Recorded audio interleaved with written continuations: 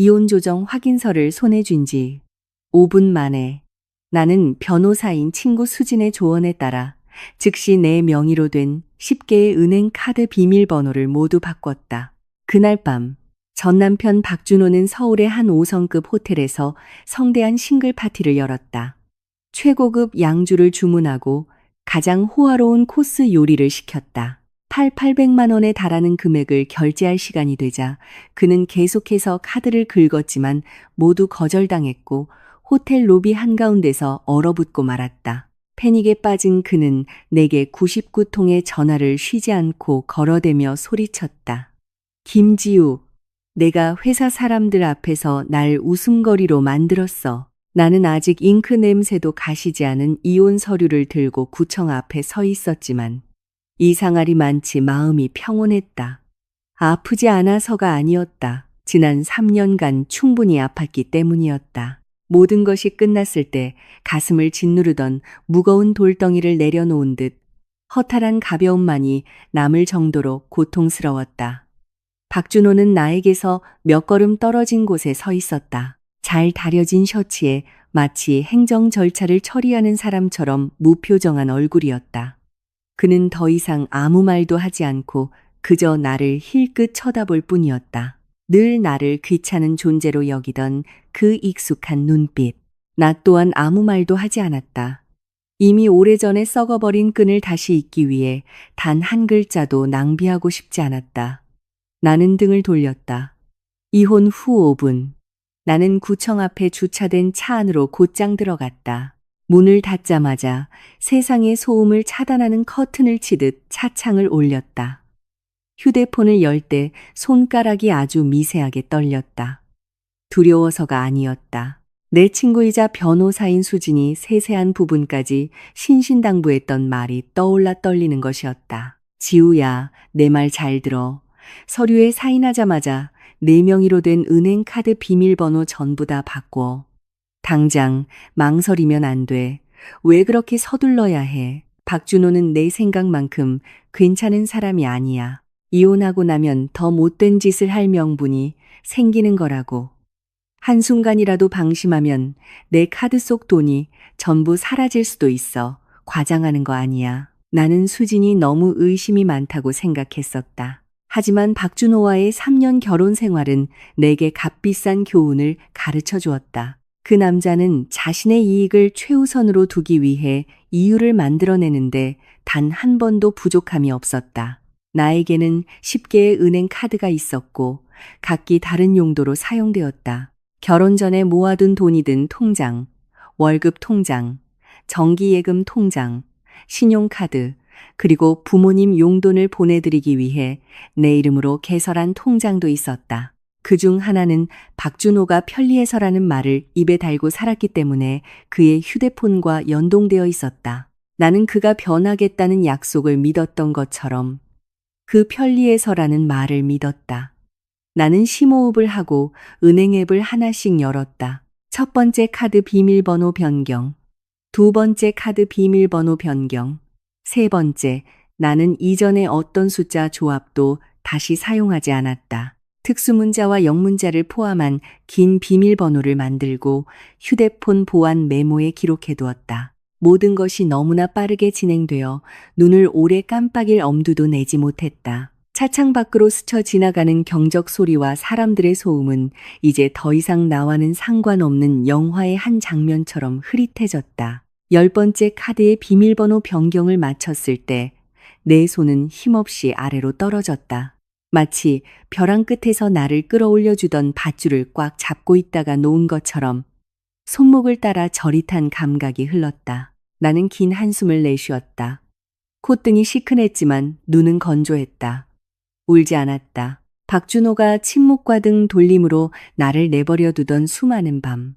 그가 일과 친구들로 바쁠 동안 내가 부엌과 집안일, 그리고 인내로 바빴던 그 밤들에 이미 너무 많이 울었기 때문이다.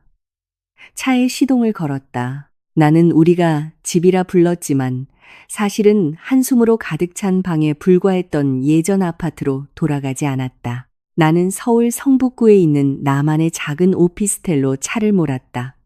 결혼 전에 내가 사둔 곳이었다. 크지도 화려하지도 않지만 지난 3년간 내게 없었던 한 가지가 그곳에 있었다. 바로 평온이었다. 오는 내내 휴대폰이 계속해서 울렸다.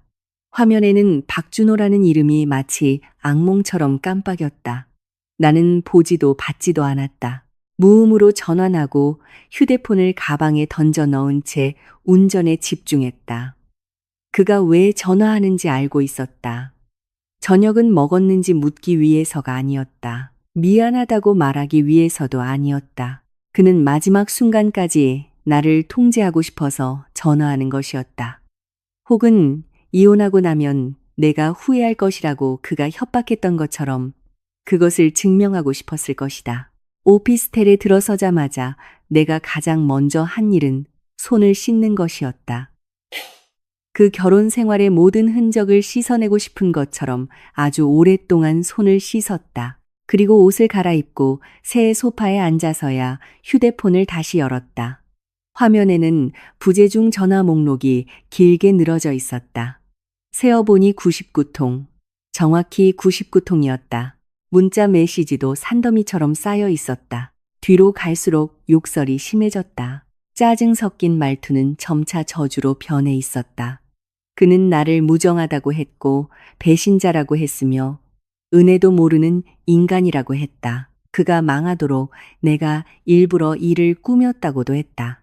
나는 쓰레기 같은 글을 넘기듯 훑어보고는 답장하지 않았다. 전화번호를 차단하고 박준호의 모든 소셜미디어 계정도 차단했다. 새 종이에 묻은 더러운 잉크 자국을 지우듯 그의 흔적을 깨끗이 지워버렸다. 차단을 끝내자마자 수진에게서 전화가 왔다. 지우야, 다 끝냈어? 응, 끝냈어. 나는 너무나도 차분한 내 목소리가 낯설게 느껴졌다. 10개 카드 전부 하나도 빠짐없이 바꿨어. 수지는 안도의 한숨을 내쉬더니 다시 진지한 목소리로 말했다. 좋아. 하지만 아직 끝이 아니야. 내가 지금 박준호 자금 흐름을 좀 보고 있는데 최근에 좀 이상하고 큰 금액의 이체 내역이 몇 개 있어. 평범한 거래 같지가 않아. 나는 등을 곧게 펴고 앉았다. 심장이 살짝 내려앉았다. 무슨 뜻이야? 내 생각엔 그가 공동재산을 몰래 빼돌리고 있는 것 같아.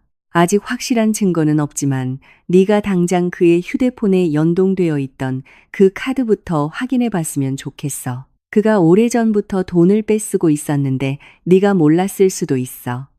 등골을 타고 차가운 기운이 흘렀다. 지난 3년간 나는 박준호가 지갑을 잊어버리고 카드를 바꿔 쓰고 잠깐만 빌리자고 말하는 것에 익숙해져 있었다. 모든 것이 당연한 일이 되어버렸다. 내가 대신 밥값을 계산했고 선물값을 계산했으며 그가 투자라고 말했지만 단 한 번도 영수증을 보여주지 않았던 돈까지도 내가 냈다. 나는 부부 사이에 뭘 그렇게 따져라며 스스로를 위로했었다. 나는 은행 앱을 열어 해당 계좌를 선택했다. 거래 내역이 나타났고 나는 한 줄 한 줄 아래로 스크롤했다. 처음에는 소소한 금액들이었다. 그러다 내가 전혀 알지 못했던 시각에 이체된 내역들을 발견했다.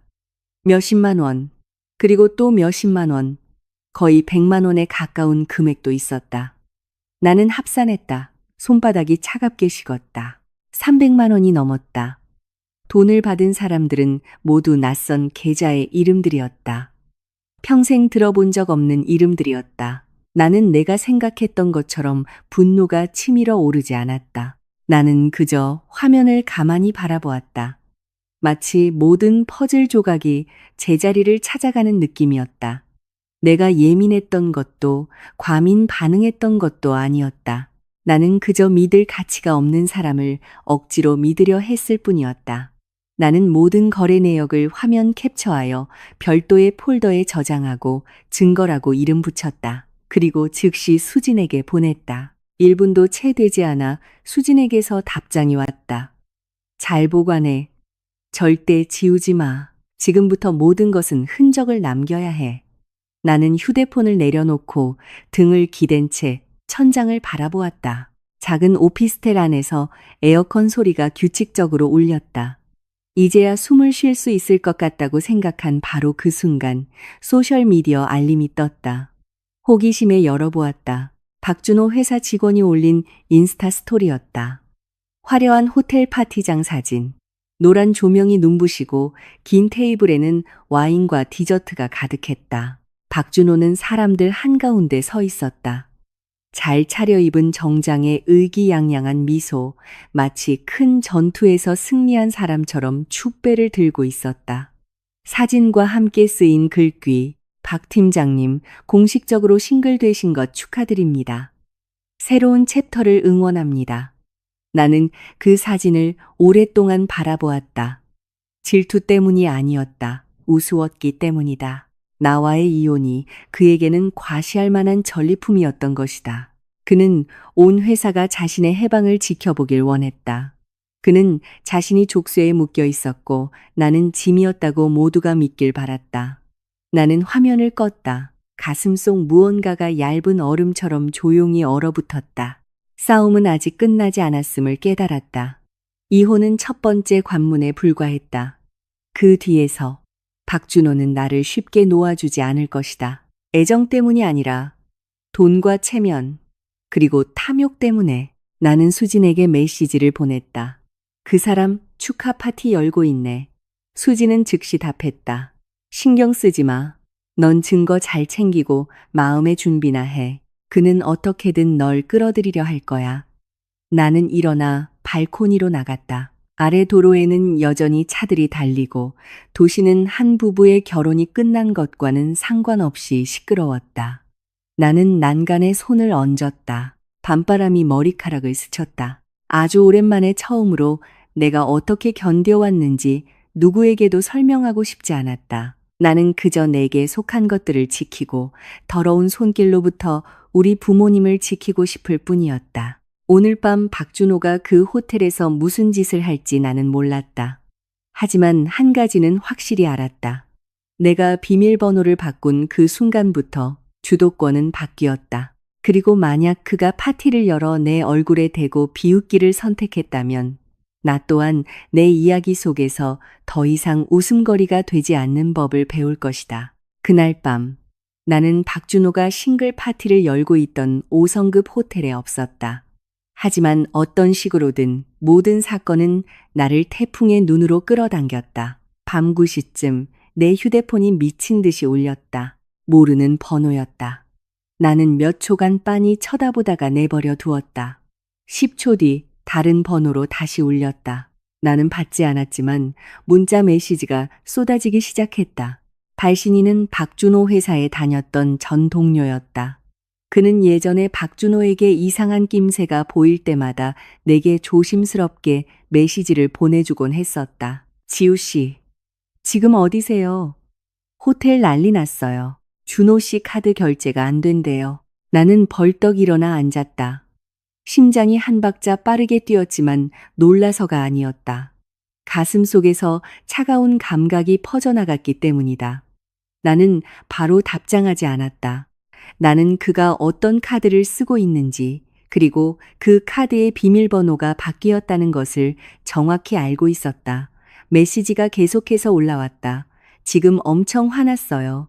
몇 번이나 긁었는데 직원들이 다 쳐다보고 있어요. 파티 비용 아직 결제도 못했어요. 나는 화면을 보며 머릿속에 화려한 파티장, 노란 조명, 멋진 정장들, 와인잔들, 그리고 그 한가운데에 서 있는 체면을 목숨보다 중시하는 박준호의 모습을 그렸다. 나는 지금 그의 얼굴을 상상할 수 있었다. 굳어지고, 붉어지고, 이내 짜증으로 변하는 그 얼굴. 나는 휴대폰을 내려놓고 물 한 잔을 따라 천천히 마셨다. 통쾌한 기분은 전혀 들지 않았다.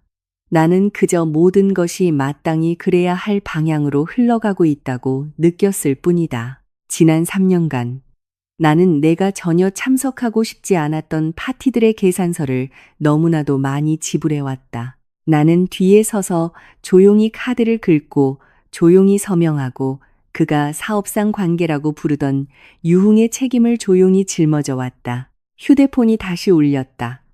이번에는 수진이었다. 지우야, 너 지금 집에 있지? 응. 박준호가 나한테 전화하고 있어. 나는 피식 웃었다. 너한테는 왜 전화 안 돼? 욕하려고. 수진이 퉁명스럽게 답했다. 내가 카드 비밀번호 바꿔서 회사 사람들 앞에서 자기 망신 줬다고 난리야. 나는 몇 초간 침묵하다 물었다. 얼마나 긁으려고 했대? 수진이 한숨을 쉬었다. 호텔 직원이 슬쩍 말하는 거 들어보니 거의 8천만 원이 넘는데. 대규모 파티에 최고급 양주, VIP룸까지 빌려서 거래처 사람들도 다 초대했나 봐. 그는 내가 늘 그랬던 것처럼 계산해 줄 거라고 생각한 거지. 비웃음이 목구멍까지 차올랐다. 8천만 원. 중고차 한 대를 살 수 있는 돈. 우리 부모님이 1년 내내 편안하게 사실 수 있는 돈이었다. 그리고 그는 그 돈을 바로 나와의 이혼을 축하하는 파티 비용으로 내 카드를 긁어 지불하려 했던 것이다. 이제 어떡하지? 내가 물었다. 이제 그는 미쳐 날뛰겠지. 수진이 말했다. 너한테 전화했어? 차단했어. 잘했어. 절대 받지 말고 답장도 하지 마. 모든 건 나를 통해서 해. 나는 수진이 보지 못하지만 고개를 끄덕였다. 규칙을 이해했다. 이제부터 박준호의 모든 말과 행동은 증거가 될 수 있었다. 나는 감정에 휩쓸려 그 소용돌이에 휘말려서는 안 됐다. 10분 후 휴대폰이 다시 울렸다. 이번에는 그 전 동료에게서 온 동영상이었다. 나는 몇 초간 망설이다가 열었다. 영상 속 호텔 로비는 환하게 빛나고 있었다. 음악은 여전히 흘러나오고 있었지만 분위기는 팽팽한 기타줄처럼 긴장되어 있었다. 박준호는 계산대 앞에 서서 카드를 손에 쥔 채 날카로운 목소리로 말했다. 다시 해보라고 했잖아요. 프런트 직원은 고개를 숙인 채 작은 목소리로 답했다. 손님, 시스템에서 비밀번호가 틀렸다고 나옵니다. 틀릴 리가 없어. 그는 다시 한 번, 두 번, 세 번 카드를 긁었지만 단말기는 계속해서 오류를 뱉어냈다.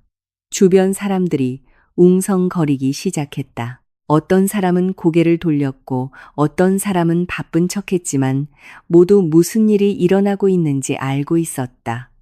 박준호는 휴대폰을 꺼내 번호를 눌렀다. 나에게 전화하고 있다는 것을 알았다. 내 휴대폰은 조용했다. 그는 다시 걸었지만 여전히 조용했다. 영상 속에서 그의 얼굴은 붉게 달아올랐고 이마에는 땀이 송골송골 맺혔다. 그는 직원을 향해 돌아섰다. 목소리는 낮아졌지만 여전히 짜증이 가득했다. 잠깐만 기다려요. 계좌 이체할 테니. 그는 휴대폰을 열어 무언가를 눌렀다. 몇 초 후 그의 얼굴이 굳어졌다. 아마 연동된 다른 계좌들도 접근 권한이 막혔다는 것을 깨달았을 것이다. 그는 고개를 들어 주위를 둘러보았다. 그의 눈빛은 방향을 잃기 시작했다. 나는 영상을 껐다. 더 볼 필요도 없이 충분히 이해했다. 밤 10시경 내 오피스텔 초인종이 울렸다. 나는 깜짝 놀랐다. 내가 여기로 온 것은 아무도 몰랐다. 나는 조심스럽게 문으로 다가가 현관문 렌즈를 통해 밖을 내다보았다. 밖에는 정장을 입은 한 남자가 서 있었다. 머리는 헝클어져 있고 얼굴은 붉게 상기되어 있었다. 박준호였다. 나는 문을 열지 않았다. 그는 처음에는 가볍게, 그러다 점점 더 세게 문을 두드렸다. 김지우, 문 열어. 나는 가만히 서 있었다. 지우야, 나와서 얘기 좀 해. 나는 여전히 조용했다. 문 두드리는 소리가 다급해졌다. 너 지금 무슨 짓이야?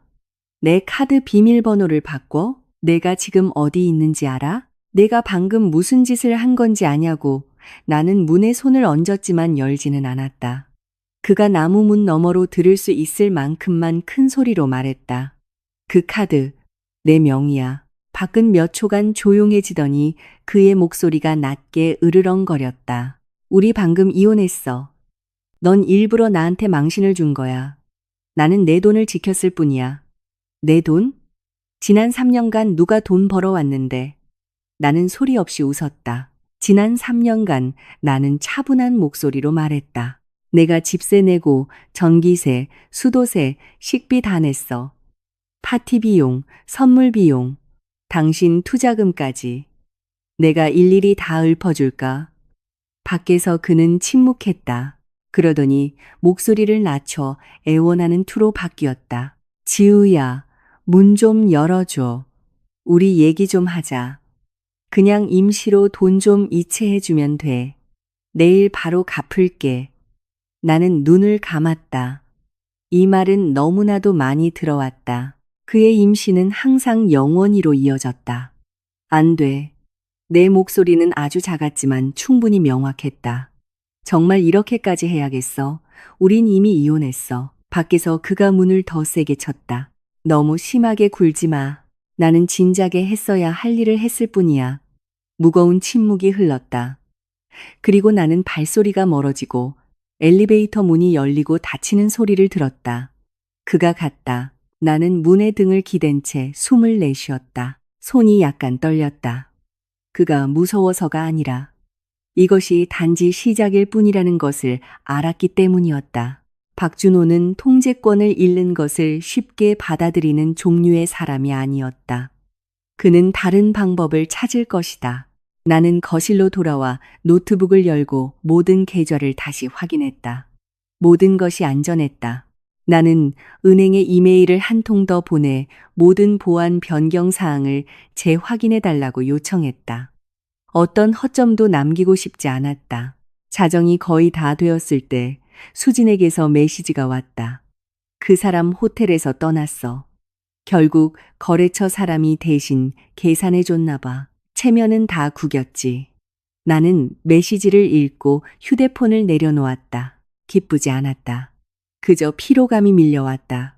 하지만 그 피로감 아래에는 새롭고 더 단단한 평온함이 자리 잡고 있었다. 나는 오늘 밤이 단지 실패한 파티가 아니라는 것을 깨달았다. 오늘 밤은 박준호가 더 이상 내 재정을 손에 쥘 수 없다는 것을 깨달은 첫날이었다. 그리고 통제에 익숙한 사람이 통제권을 잃었을 때 그들은 더욱 격렬하게 반응할 것이다. 나는 발코니로 나가 잠들어가는 도시를 내려다 보았다. 가로등은 노랗게 빛나고 차들은 드문드문했다. 나는 스스로에게 다짐했다. 이제 전화나 문을 두드리는 것뿐만 아니라 더 깊은 공격에도 대비해야 한다고. 내일 그가 무슨 짓을 할지는 모르지만 나는 내가 물러서지 않을 것임을 알았다. 더 이상은. 다음 날 아침 나는 평소보다 일찍 일어났다. 급한 일이 있어서가 아니었다. 박준호가 어젯밤 일로 모든 것을 끝내지 않을 것임을 알았기 때문이었다. 그는 사람들 앞에서 체면을 구기면 자신의 체면을 구하기 위해 어떻게든 다른 사람을 끌어내리는 유형의 인간이었다. 나는 커피 한 잔을 타서 책상 앞에 앉아 노트북을 열었다. 내일은 계속되어야 했다. 결혼이 끝났다고 해서 인생까지 멈출 수는 없었다. 8시쯤 나는 외출 준비를 했다. 오피스텔 로비로 막 내려왔을 때 엘리베이터 문이 열리자 그를 보았다. 박준호는 기둥에 기댄 채 서 있었다. 셔츠는 구겨져 있었고 눈가는 마치 오랫동안 그곳에서 기다린 사람처럼 뿌였다. 나를 보자 그는 몸을 바로 세웠다. 드디어 내려왔네. 나는 대답하지 않았다. 나는 그를 지나쳐 문 쪽으로 향했다. 그가 재빨리 따라와 내 앞을 막아섰다. 지우야, 우리 얘기 좀 해. 할 얘기 없어.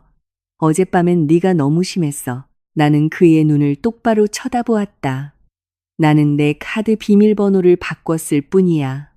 그 카드는 전부터 내가 쓰던 거였잖아.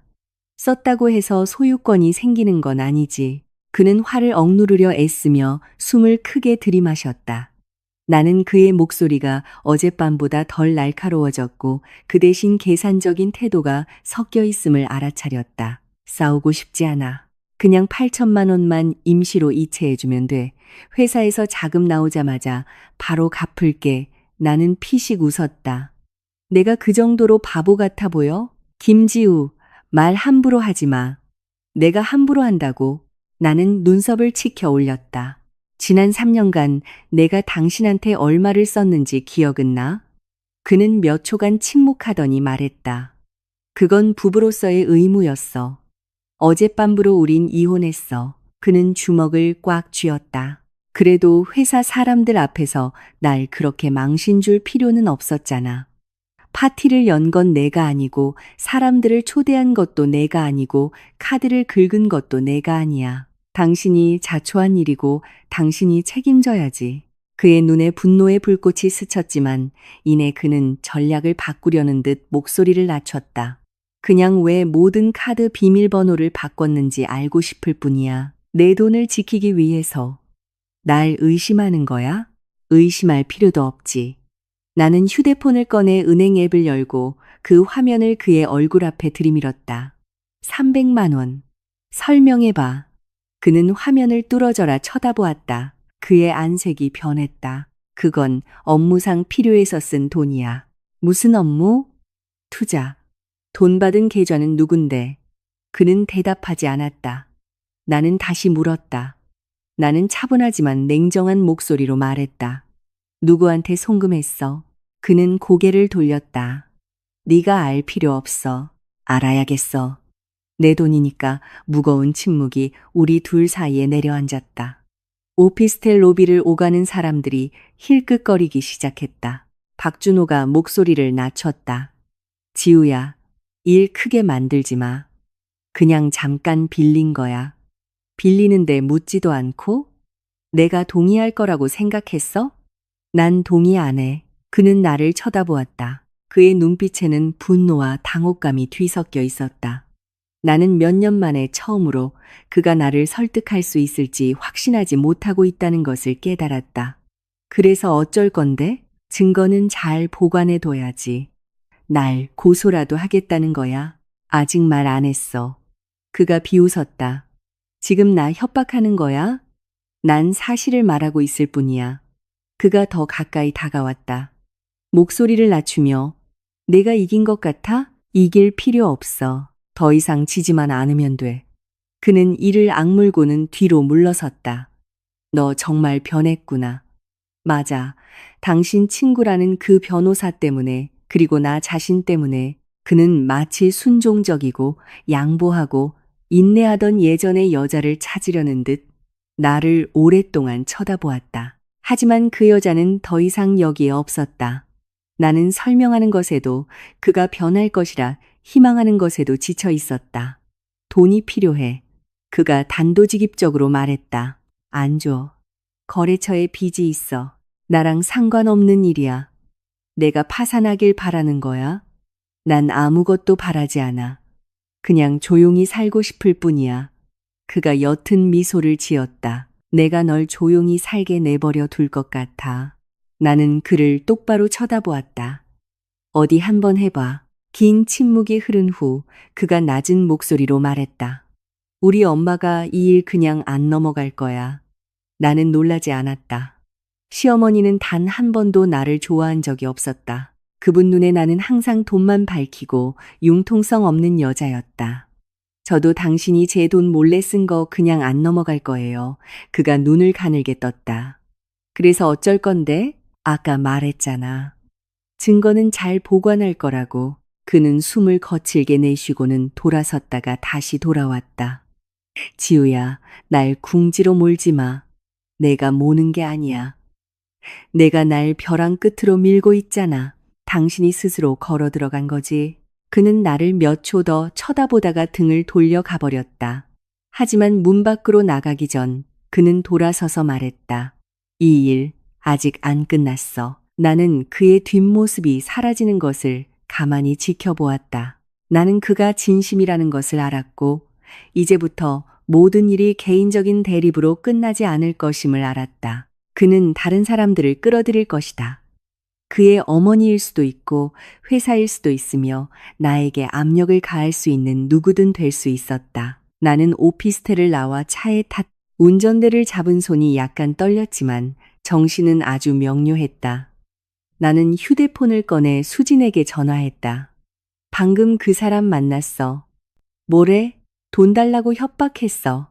수진은 몇 초간 침묵했다. 알았어. 오히려 잘 됐어. 넌 그냥 침착하게 있어. 이제부터 모든 만남, 모든 대화는 녹음해야 해. 알겠어. 나도 방금 그 사람 회사에 대해 좀 알아봤는데 좀 안 좋은 낌새가 보여. 아직은 때가 아니지만. 나는 수진이 보지 못하지만 고개를 끄덕였다. 나는 전화를 끊고 도로를 바라보았다. 도시는 여전히 붐볐고 차들은 아무 일 없었다는 듯 얽혀 있었다. 하지만 내 마음속에서는 파도가 일고 있다는 것을 알았다. 그리고 이번에는 내가 휩쓸려 가지 않을 것임을 또한 알았다. 나는 박준호의 어머니, 시어머니께서 조만간 나타나실 거라고 예상했지만 그렇게 요란한 방식을 선택하실 줄은 몰랐다. 그날 오전 10시쯤 내가 여의도에 있는 회사 사무실에 앉아 있을 때 안내 데스크에서 내선 전화가 걸려왔다. 안내 데스크 직원의 목소리는 약간 당황스러워 보였다. 김지우 팀장님, 어떤 나이 드신 여성분이 찾아오셨는데요. 전 시어머니라고 하시면서 지금 로비에 서 계세요. 나는 키보드 위에서 손을 멈췄다. 등골을 타고 차가운 기운이 흘렀다. 나는 심호흡을 하고 유리창 너머를 바라보았다. 1층 로비, 흐릿한 유리 너머로 한복을 곱게 차려입고 머리를 단정하게 올린 채 등을 꼿꼿이 세우고 서 있는 여성의 모습이 보였다. 네, 바로 내려갈게요. 나는 말했다. 나는 그분이 거기서 소란을 피우게 둘 수 없었다. 우리 회사가 크지는 않지만 전문적인 분위기를 중시하고 손님들의 출입이 잦은 곳이었다. 나는 사적인 문제가 가십거리가 되는 것을 원치 않았다. 내가 로비로 내려가자 시어머니께서 돌아보셨다. 그 눈빛은 칼날처럼 날카로웠다. 그분은 인사도 없이 말했다. 내가 너무 심하게 굴었더구나. 나는 침착한 목소리를 유지했다. 어머님, 무슨 일로 오셨어요? 무슨 일이냐니. 아주 큰일이지. 그분은 가까이 다가와 목소리는 낮았지만 압박감이 가득한 말투로 말했다. 네가 카드 비밀번호를 바꿔서 우리 준호가 얼마나 많은 사람 앞에서 망신을 당했는지 아니. 네가 그런 짓을 하는 게 얼마나 부도덕한 일인지 알아? 나는 그분을 똑바로 쳐다보았다. 그 카드는 제 명의예요. 하지만 그건 공동재산이었지. 전부 다는 아니에요. 어디서 말대꾸야? 그분이 쏘아붙였다.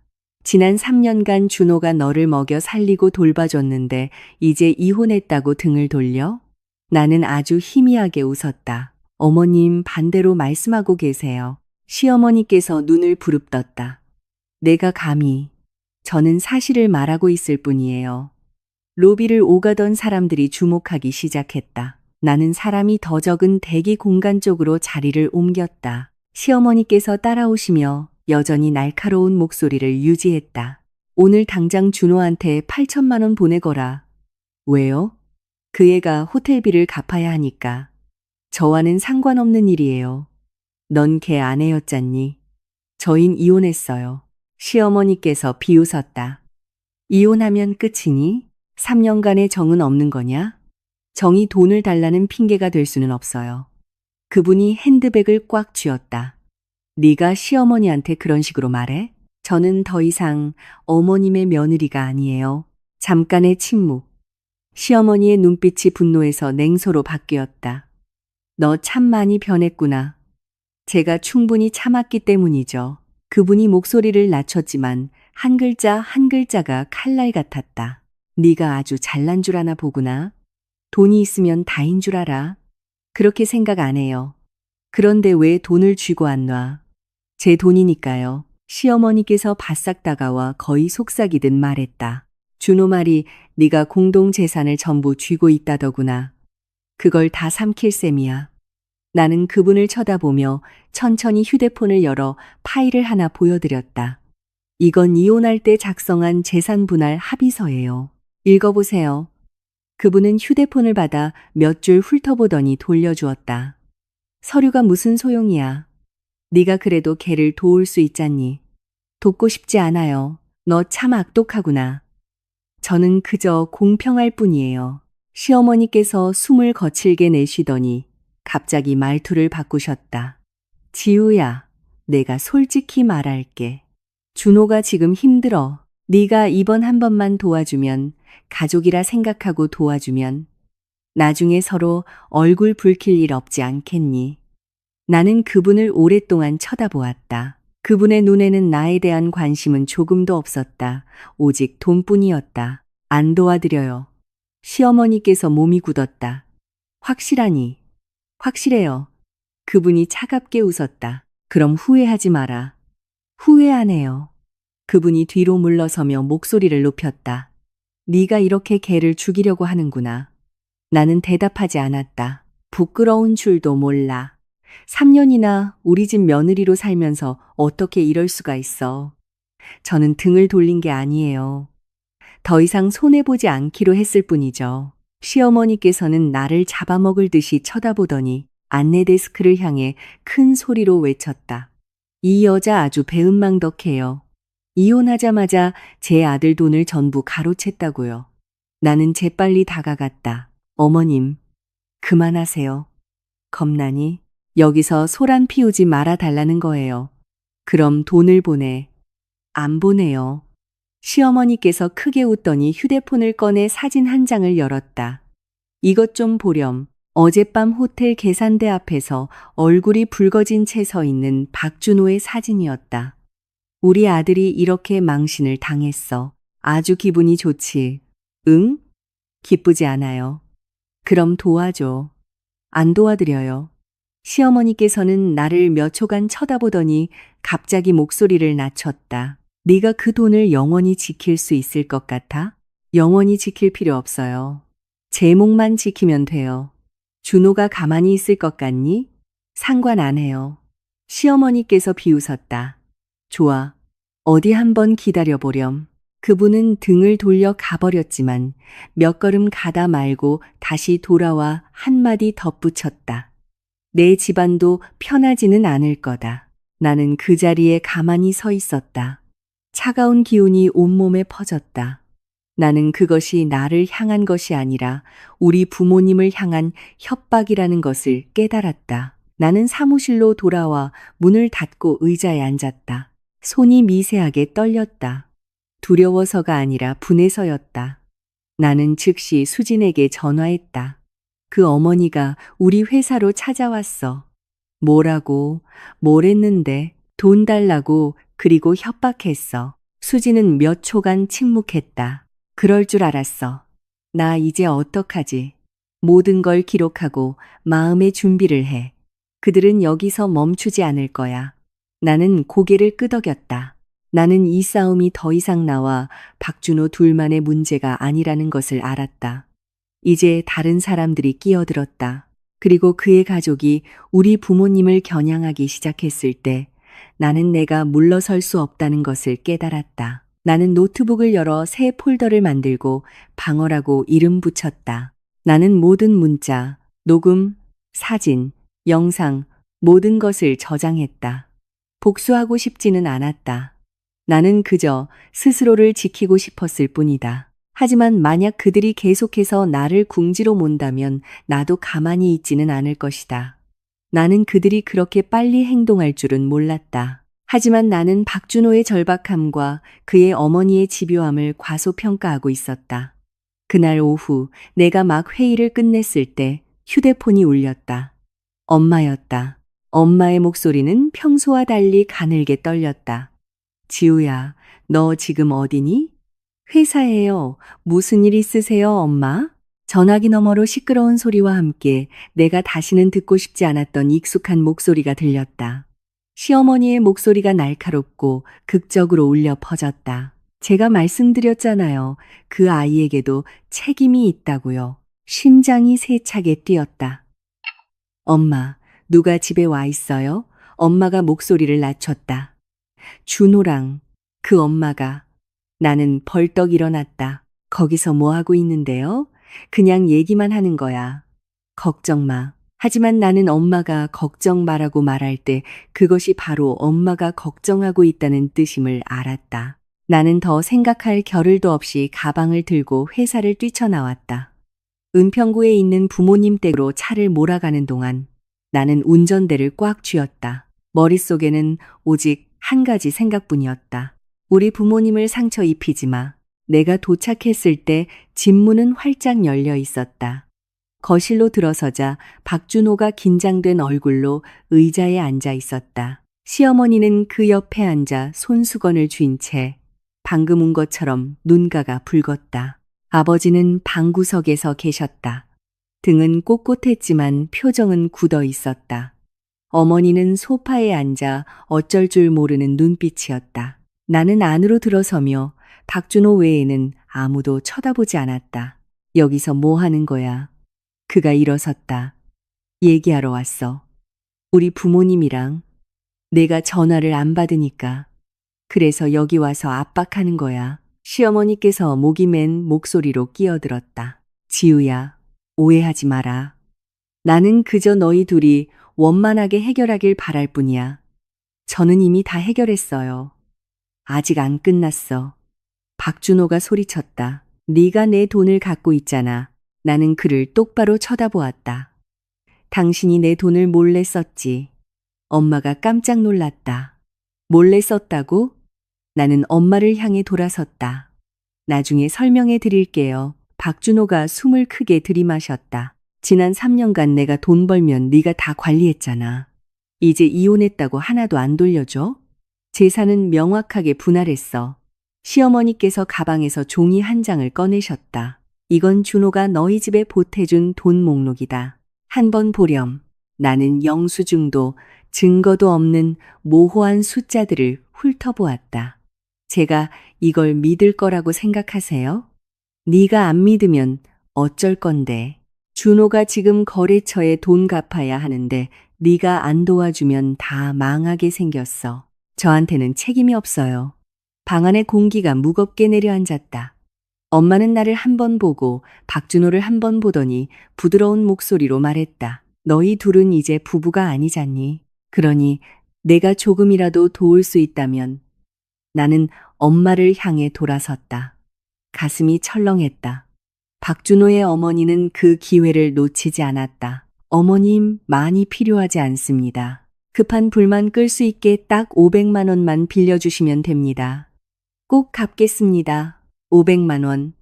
800만 원에 비하면 큰 돈은 아니었다. 하지만 연금과 저축으로 생활하시는 우리 부모님께는 결코 작은 돈이 아니었다.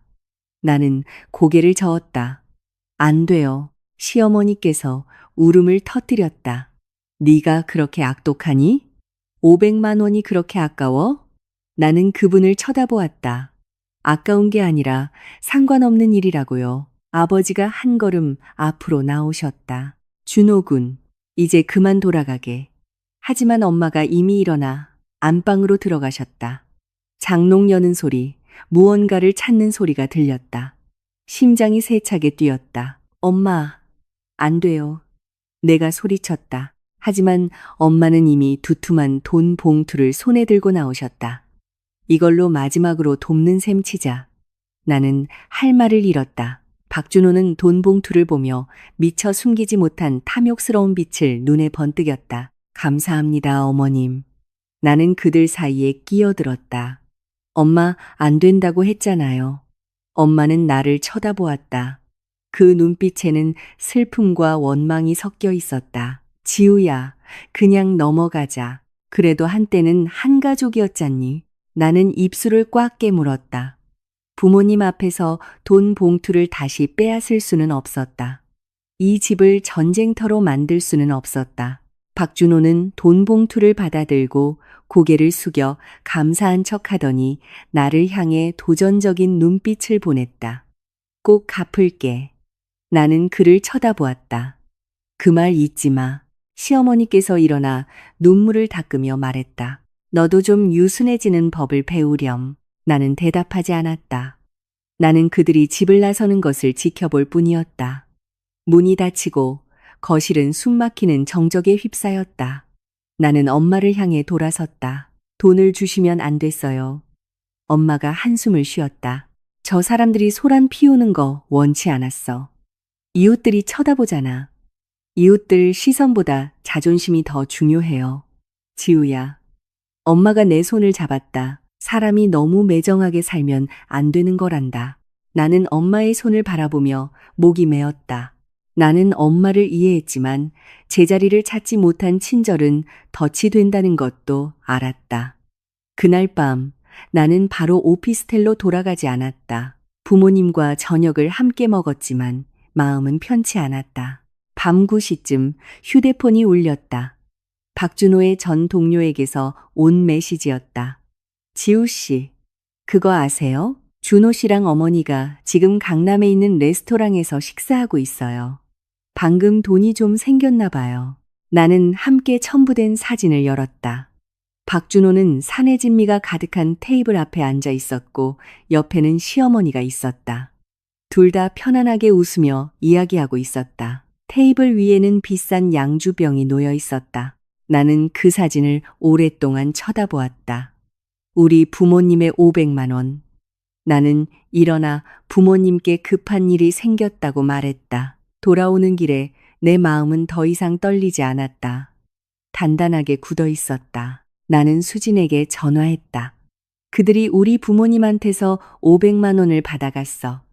수진은 몇 초간 침묵했다. 알고 있어. 그들이 그 돈으로 술 마시고 있는 사진도 있어. 그거면 충분해. 뭐가 충분하다는 거야? 반격할 준비가. 나는 전화를 끊었다. 눈앞의 차들을 바라보았다. 나는 침착함을 유지하려 애썼다.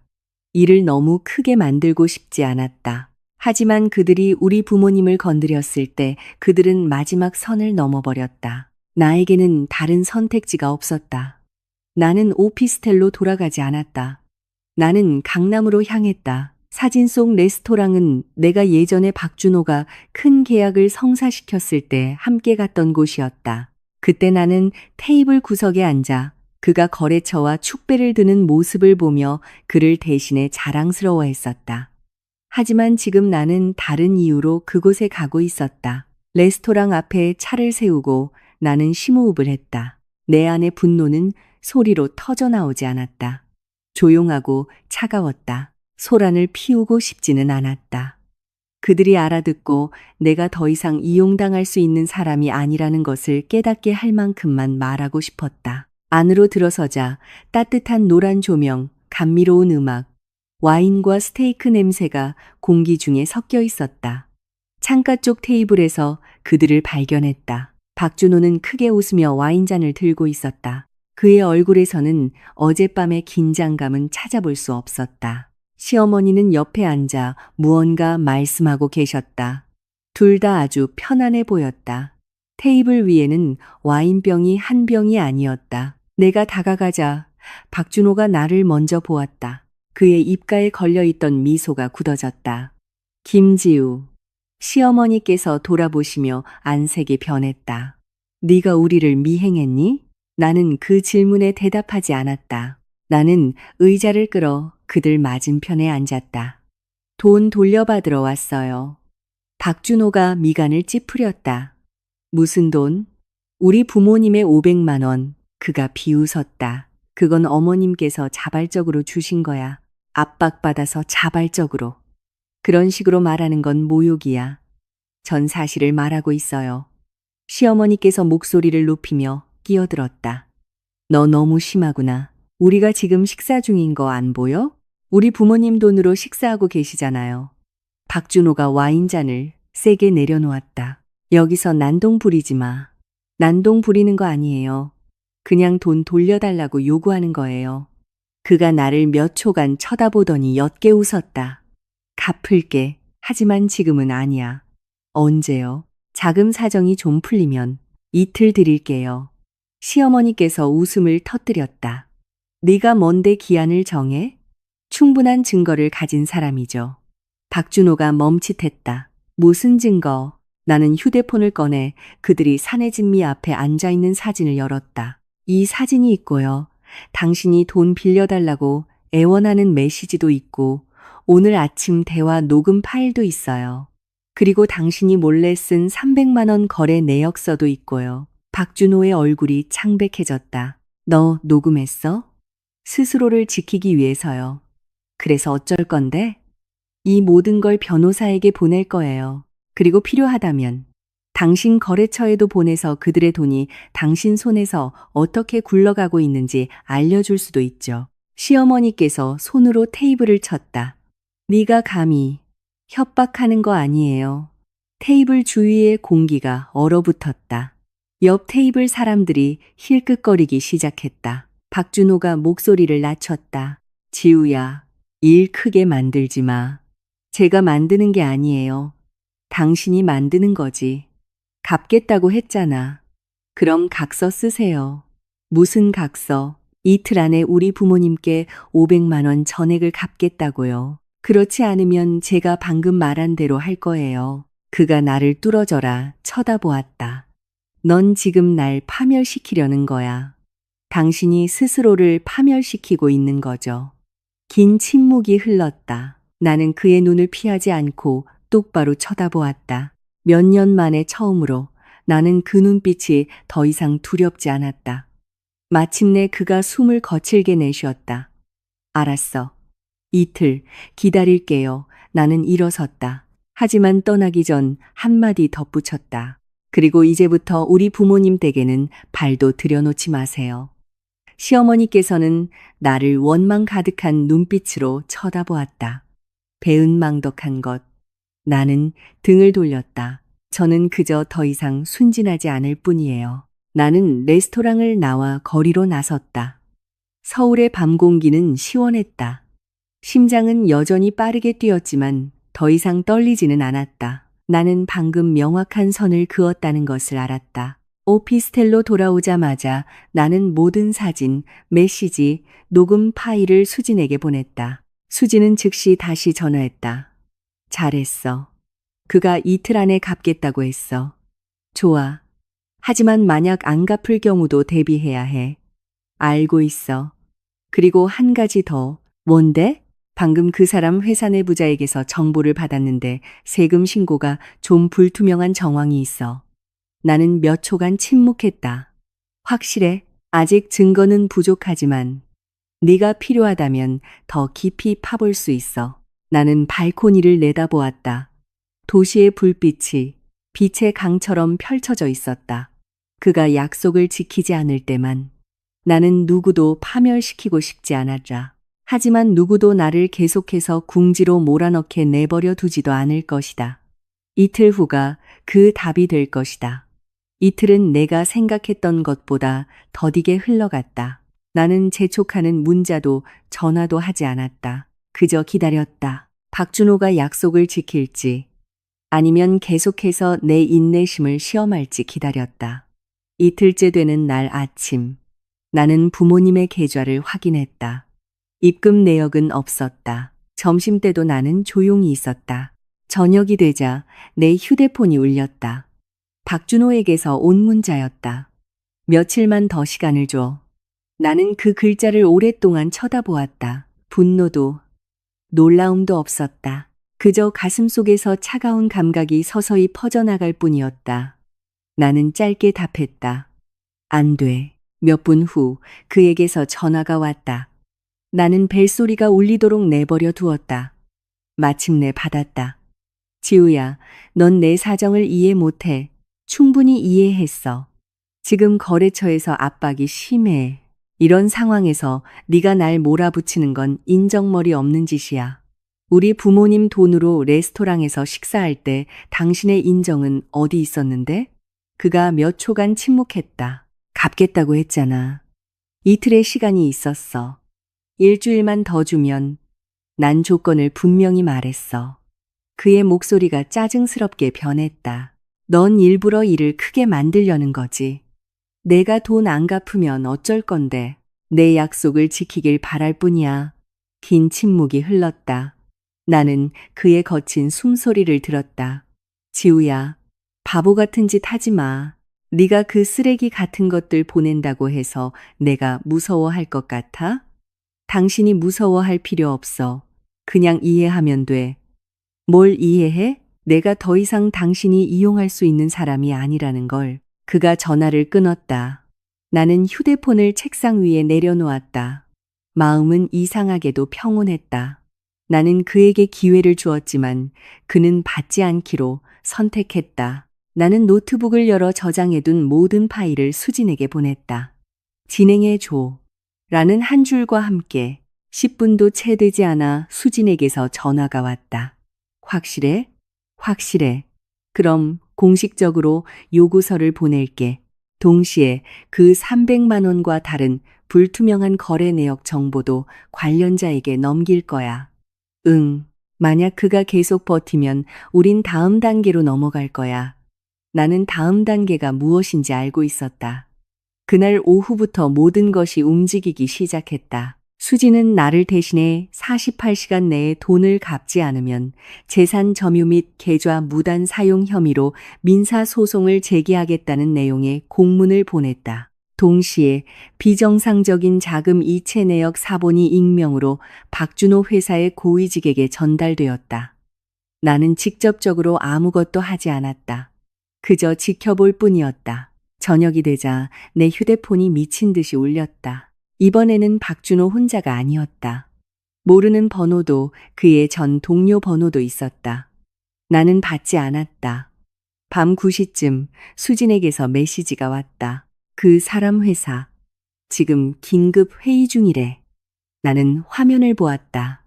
내가 생각했던 것만큼 심장이 빨리 뛰지는 않았다. 그저 거대한 빙산이 내부에서부터 균열이 가는 것을 지켜보는 느낌이었다. 밤 10시 박준호에게서 다시 전화가 왔다.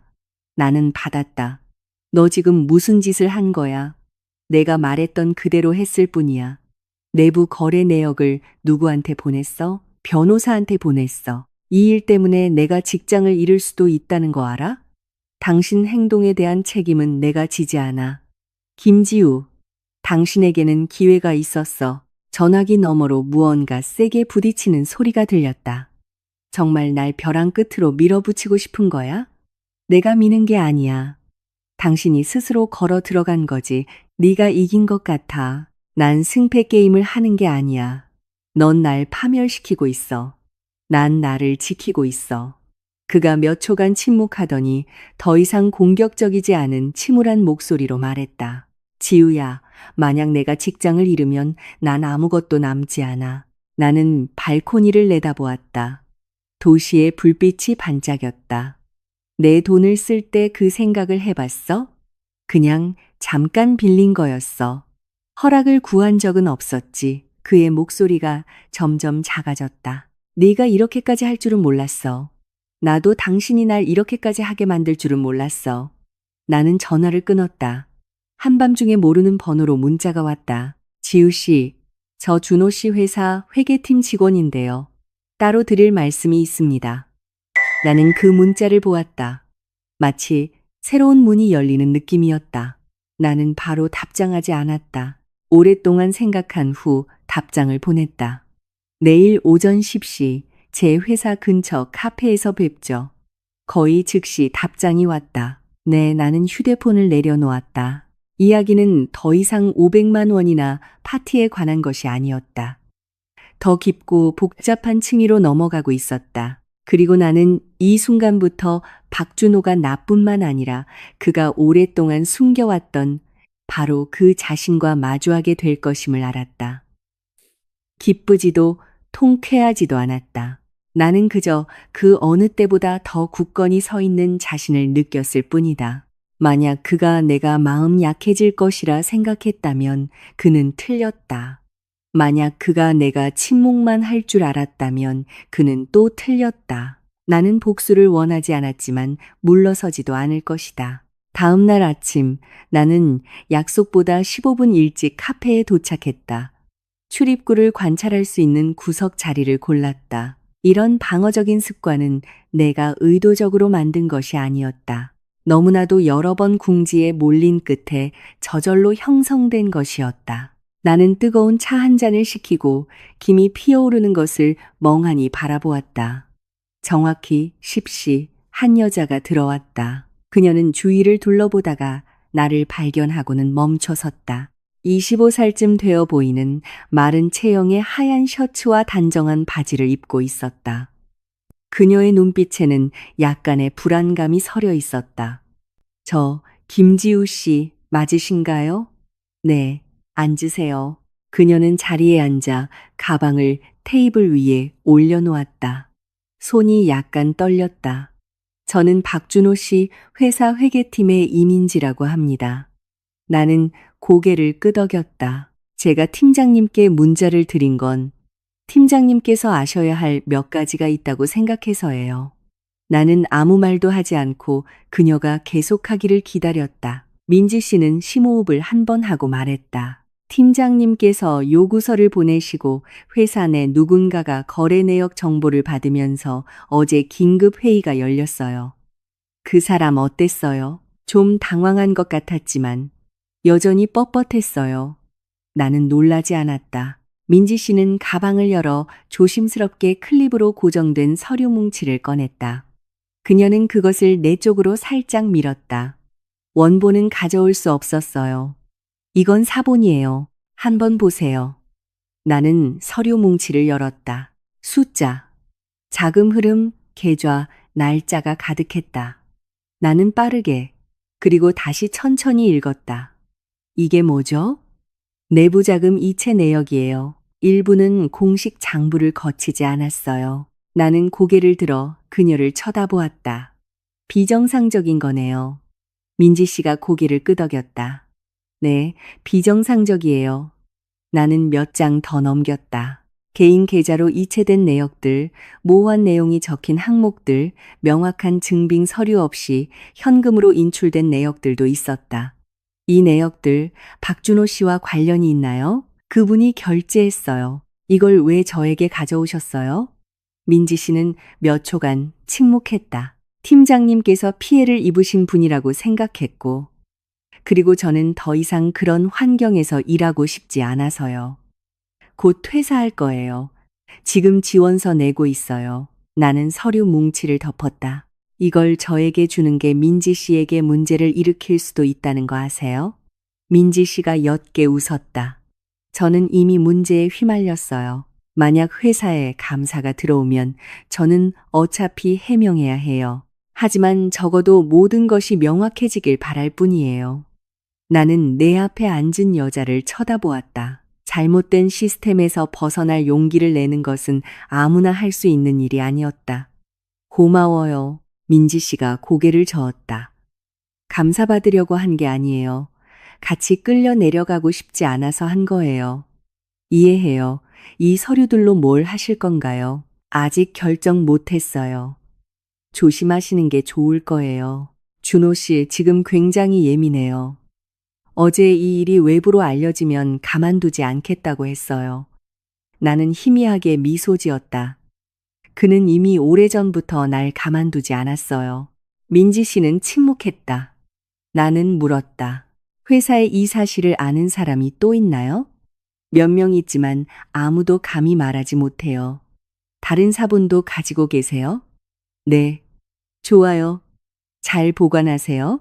우리는 몇 분 더 앉아 있었다. 민지 씨가 먼저 일어섰다. 지우 팀장님. 네, 팀장님께서는 옳은 일을 하고 계신다고 생각해요. 나는 바로 대답하지 않고 그저 고개를 끄덕였다. 민지 씨가 카페를 나섰다. 나는 홀로 남아 내 앞에 서류 뭉치를 바라보았다. 숫자는 거짓말을 하지 않지만 그것을 어떻게 사용하느냐에 따라 많은 사람의 운명이 바뀔 수 있었다.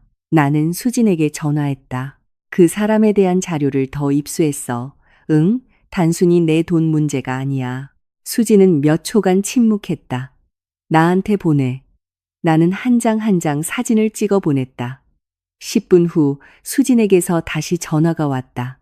지우야, 응. 이거 내가 생각했던 것보다 심각한데. 어느 정도로? 전면적인 감사를 시작할 만큼 무고한 사람들을 끌어들이고 싶지는 않아. 문제는 그의 시스템이 이미 그들을 끌어들였다는 거야. 나는 한숨을 쉬었다. 시간이 좀 필요해. 알았어. 하지만 이건 알아도. 만약 그가 네가 이걸 갖고 있다는 걸 알면 가만히 있지 않을 거야. 알고 있어. 그날 오후 박준호가 내 회사 앞에 나타났다. 내가 막 밖으로 나가려는데 그가 서 있는 것을 보았다. 눈은 파나고 셔츠는 구겨져 있었다. 우리 얘기 좀 해. 할 얘기 없어. 넌 있어. 난 없어. 그가 가까이 다가왔다. 너 지금 우리 회사 자료 모으고 있지? 나는 똑바로 쳐다보았다. 묻는 거야? 아니면 죄를 묻는 거야? 묻는 거야. 대답 안 할래. 김지우. 너 지금 선 넘고 있어. 난 가만히 있었어. 선을 넘나든 건 당신이지. 그가 내 손목을 잡았다. 놔. 내가 모든 걸 잃길 바라는 거야? 당신이 가져간 걸 돌려받고 싶을 뿐이야. 갚을게. 언제? 그가 침묵했다. 난 기다렸어. 그 서류들. 이미 보냈어? 아직. 그가 안도의 한숨을 쉬었다. 그럼 나한테 넘겨. 내가 왜? 얼마를 원해? 내 약속을 지키길 원해. 시간이 필요해. 이미 줬어. 그가 내 손을 더 세게 쥐었다. 지우야, 날 궁지로 몰지 마. 나는 그의 눈을 똑바로 쳐다보았다. 당신이 날 몰고 있잖아. 건물 보안 요원이 다가왔다. 무슨 일이십니까? 괜찮습니다. 박준호가 손을 놓았다. 너 후회하게 될 거야. 당신도 마찬가지일걸. 그가 돌아섰다. 그날 밤 나는 오피스텔에 홀로 앉아 있었다. 민지 씨가 준 서류 뭉치가 테이블 위에 놓여 있었다. 휴대폰은 조용했다. 나는 내가 갈림길에 서 있다는 것을 알았다. 만약 내가 계속 나아간다면 모든 것이 걷잡을 수 없이 커질 것이다. 만약 내가 멈춘다면 그는 계속해서 나를 압박할 것이다. 복수하고 싶지는 않았지만 물러서고 싶지도 않았다. 나는 노트북을 열어 임시 이메일을 작성했다. 바로 보내지는 않고 그냥 써놓기만 했다. 그리고 닫았다. 나는 스스로에게 다짐했다. 내일 결정하자고. 나는 조금 더 기다릴 수 있다고 생각했다. 박준호가 스스로 정리하기를, 모든 것이 가라앉기를, 평온하게 끝낼 기회를 기다릴 수 있다고 생각했다. 하지만 인생은 항상 사람에게 쉬운 선택지만을 주지는 않았다. 어떤 순간에는 침묵이 더 이상 자신을 보호하는 방법이 아니라 일종의 방관이 되어버렸다. 그날 아침은 아주 평범하게 시작되었다. 나는 회사에 출근해 일하고 고객과 회의하며 머리를 바쁘게 유지하려 애썼다. 하지만 점심 무렵 휴대폰이 울렸다. 모르는 번호로 온 문자였다.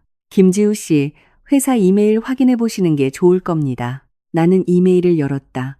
제목 없는 익명의 링크 하나가 있었다. 나는 몇 초간 망설이다가 클릭했다. 웹사이트 하나가 나타났고 익명의 게시물이 올라와 있었다. 내용은 짧았지만 등골을 오싹하게 만들기에 충분했다. 한 재무팀장의 전 부인이 민감한 내부 자료를 다수 보유하고 있음. 만약 이 자료들이 유출될 경우 회사는 심각한 타격을 입을 것임. 이름도 구체적인 주소도 없었지만 아는 사람은 누구를 겨냥한 것인지 충분히 알 수 있었다. 나는 화면을 닫았다. 심장은 느리지만 무겁게 뛰었다. 이것은 더 이상 경고가 아니었다. 협박이었다. 나는 즉시 수진에게 전화했다. 누군가 나에 대한 글을 올렸어. 뭐라고? 이름은 없지만 명백히 날 겨냥한 거야. 수진은 몇 초간 침묵했다. 그 사람이 한 짓이야. 나도 그렇게 생각해. 그럼 넌 이제 뭘 더 기다리는 거야? 나는 바로 대답하지 않았다. 나는 유리창 너머를 바라보았다. 거리의 차들은 여전히 규칙적으로 달리고 인생은 아무 일 없었다는 듯 계속되었다. 다른 사람들을 끌어들이고 싶지 않아, 지우야. 수진의 목소리가 단호해졌다. 그는 이미 오래전에 널 끌어들였어. 이제는 내 직장까지 위협하고 있잖아. 네가 물러서면 그는 더 밀고 들어올 거야. 나는 수진의 말이 옳다는 것을 알았다.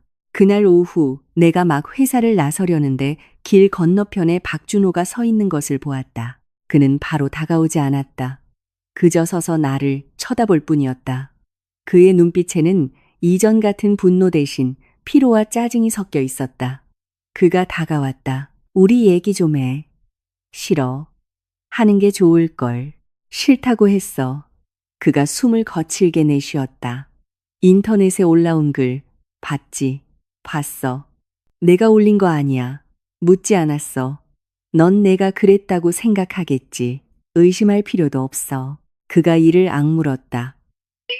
지우야, 만약 그 자료들이 유출되면 나뿐만 아니라 다른 많은 사람도 피해를 봐.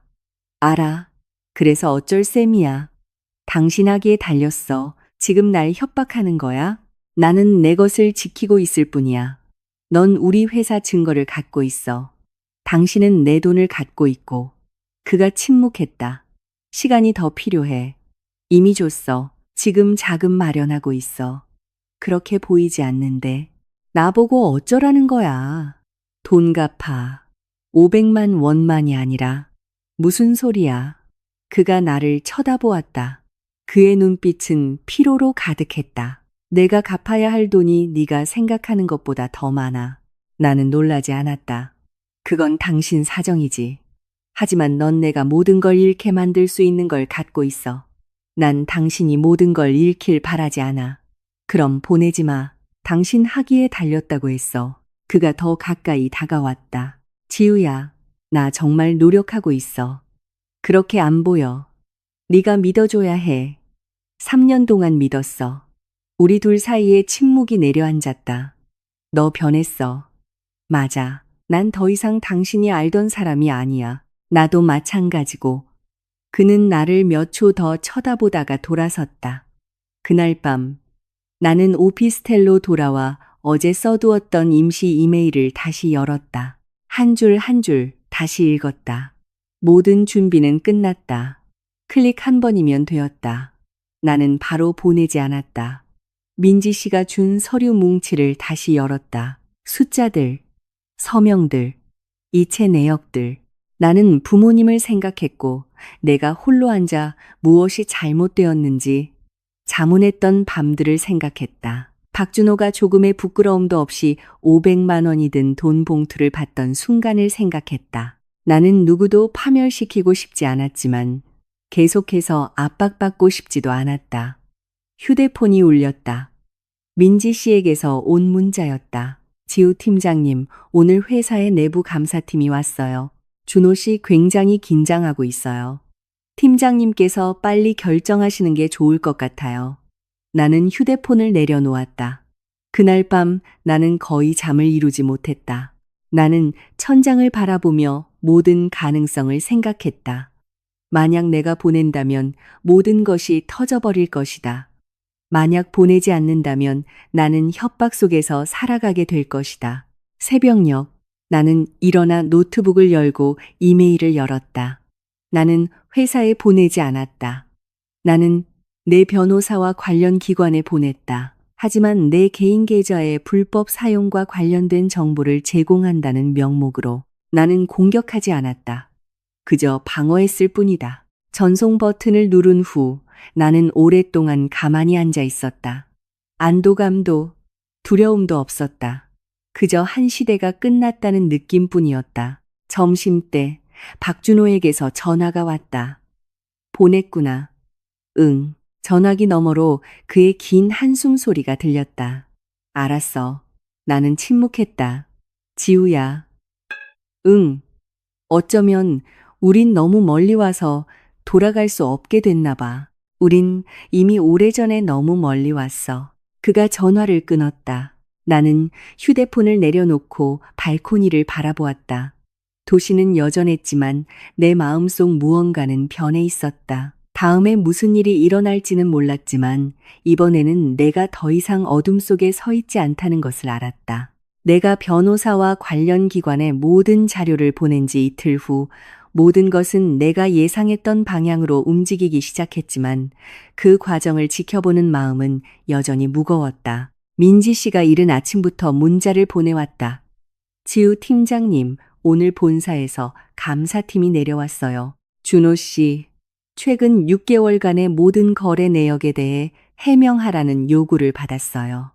나는 더 이상 손을 떨지 않고 문자를 읽었다. 나는 숫자들이 빛을 보게 되면 모든 것을 더 이상 쉽게 덮을 수 없게 될 것임을 알았다. 10시쯤 수진에게서 전화가 왔다. 지우야, 관련 기관에서 서류를 접수했대. 먼저 회사 측과 이야기하고 필요하면 박준호와 직접 면담할 거야. 일이 너무 커지는 건 원치 않아. 넌 아무 잘못도 없어. 알고 있어. 하지만 마음의 준비는 해. 그가 널 찾아올 거야. 나는 전화를 끊고 사무실 유리창 너머를 바라보았다. 그날 서울 하늘은 햇살이 강렬했고 아스팔트 위로 비치는 빛은 눈부신 거울 같았다. 오후가 되자 익숙한 번호로 전화가 걸려왔다. 나는 화면을 몇 초간 쳐다보다가 받았다. 지우야. 박준호의 목소리는 이전보다 쉬어 있었다. 더 이상 목소리를 높이거나 쏘아붙이지 않았다. 만나고 싶어. 필요 없어. 마지막으로 나는 침묵했다. 네가 있는 곳으로 갈게. 오지 마. 난 이제 선택권이 없어. 그 말에 나는 잠시 멈칫했다. 그의 말이 맞았다. 우리 둘 다 돌이킬 수 없는 지점까지 와버렸다. 그날 밤 그는 내 오피스텔 로비 아래에 서 있었다. 더 이상 깔끔한 정장 차림도 늘 있던 자신감 넘치는 모습도 아니었다. 셔츠는 구겨져 있었고 눈은 또랬으며 얼굴은 초췌했다. 내가 내려갔다. 무슨 일이야? 그가 나를 쳐다보았다. 그의 눈빛은 복잡했다. 이 일을 끝내고 싶어. 나도 마찬가지야. 서류 취하해줘. 난 당신을 고소하지 않았어. 네가 자료를 보냈잖아. 난 나를 지켰을 뿐이야. 그가 한숨을 쉬었다. 회사에서 정직 처분을 받았어. 나는 아무 말도 하지 않았다. 징계를 검토하고 있대. 나는 여전히 조용했다. 지우야. 응, 내가 잘못했어. 그 두 단어에 나는 멈칫했다. 3년간의 결혼 생활 동안 나는 그가 무언가를 인정하는 것을 거의 들어본 적이 없었다. 내 돈을 말없이 쓴 거 잘못했어. 내 부모님을 끌어들인 것도 잘못했고 나는 그를 오랫동안 쳐다보았다. 하지만 너도 날 이 지경까지 몰아붙였잖아. 나는 옅게 웃었다. 당신은 아직도 이해를 못하는구나. 뭘? 내가 당신을 민 게 아니야. 당신이 한 일들이 당신을 민 거지. 그가 침묵했다. 500만 원 언제 갚을 거야? 내일. 그 말 많이 들었어. 이번엔 진짜야. 난 더 이상 잃을 것도 없어. 그가 나를 쳐다보았다. 그의 눈빛에는 더 이상 원망이 없었다. 피로만이 남아 있었다. 제안이 하나 있어. 들어볼게. 내 명의로 된 차를 팔 거야. 너와 관련된 모든 빚을 갚을게. 그러니 네가 자료를 회수해줘. 이 일이 더 커지지 않게. 나는 그를 쳐다보았다. 당신은 내가 이 모든 걸 돈 때문에 했다고 생각하는구나. 아니야? 아니, 선을 지키기 위해서였어. 그가 주먹을 쥐었다. 난 이미 직장을 잃었어. 그건 결과일 뿐이야. 난 이 업계에서 매장될 수도 있어. 그걸 결정하는 건 내가 아니야. 네가 멈출 수 있잖아. 내가 보낸 걸 지울 수는 없어. 내가 살길 바라지 않는 거야? 나는 심호흡을 했다. 난 단 한 번도 당신이 죽길 바란 적 없어. 그럼 왜? 두려움 속에서 살고 싶지 않아서. 그가 마치 처음 보는 사람처럼 나를 쳐다보았다. 지우야. 만약 내가 정말 모든 걸 갚으면 이 일을 가라앉게 해줄 수 있어? 내가 더 이상 아무것도 하지 않을게. 그것뿐이야? 그것뿐이야. 긴 침묵이 흘렀다. 내일 돈 보낼게. 나는 기다렸다. 그가 등을 돌려 몇 걸음 가다가 멈춰섰다. 지우야. 응, 만약 그날 내가 자존심 부리지 않았다면, 내가 너보다 우월하다고 생각하지 않았다면, 어쩌면 모든 게 달라졌을지도 몰라. 나는 가로등 불빛 아래 그의 뒷모습을 바라보았다. 어쩌면 그가 떠났다. 나는 그 자리에 오랫동안 서 있었다. 마음속에는 통쾌함도 승리감도 없었다. 그저 너무나도 긴 줄다리기가 끝난 뒤의 피로감 뿐이었다. 다음 날 아침, 부모님의 계좌로 500만 원이 입금되었다. 한 푼도 빠짐없이. 오후에는 내 계좌로 300만 원이 추가로 입금되었다. 내가 말한 부분 갚는다라는 짧은 문자 메시지와 함께 나는 답장하지 않았다. 나는 수진에게 전화했다. 그 사람, 돈 갚았어. 잘 됐네. 그 사람 회사는 어떻게 됐어? 내부 조사 중이야. 아마 좀 더 길어질 거야. 나는 창밖을 내다보았다. 더 이상 밀어붙이고 싶지 않아. 내가 그럴 필요 없어. 나는 고개를 끄덕였다. 돈에 관한 싸움은 끝난 셈이었다. 하지만 나는 그 여파가 여기서 끝나지 않을 것임을 알았다. 박준호는 많은 것을 잃었다. 그리고 한 사람이 짧은 시간 안에 너무 많은 것을 잃으면 예측 불가능한 존재가 될 수 있었다. 나는 스스로에게 다짐했다. 굳건히 버텨야 한다고. 나는 박준호가 돈을 갚고 나면 모든 것이 가라앉을 수 있을 거라고 생각했다. 내가 용서해서가 아니라 우리 사이에 더 이상 다툴 것이 없다고 생각했기 때문이었다. 나는 평범한 삶으로 돌아가고 싶었다. 일에 집중하고 부모님을 돌보고 더 이상 매 순간 방어하지 않아도 되는 삶에 익숙해지고 싶었다. 하지만 인생은 그렇게 간단하지 않았다. 어떤 이야기들은 한번 시작되면 쉽게 닫히지 않았다. 일주일 후, 하늘이 흐린 어느 날 오후, 내가 막 회사를 나서는데 한 여자가 정문 근처에 서 있는 것을 보았다. 그녀는 몸에 붙는 원피스를 입고 머리는 가볍게 웨이브를 넣었으며 화장은 짙었다. 나를 보자 그녀는 재빨리 다가왔다. 김지우 씨, 맞으시죠? 나는 멈춰 섰다. 누구세요? 저는 민지라고 해요. 그녀는 심호흡을 했다. 드릴 말씀이 있어요. 나는 그녀를 위아래로 훑어보았다. 낯선 얼굴이었지만 눈빛에 무언가 결연함이 서려 있었다. 저는 당신과 할 얘기가 없는데요. 있어요. 그녀가 빠르게 말했다. 박준호 씨에 관한 거예요. 나는 몇 초간 침묵하다가 길 건너편 카페를 가리켰다. 5분만요. 우리는 창가 근처 테이블에 앉았다.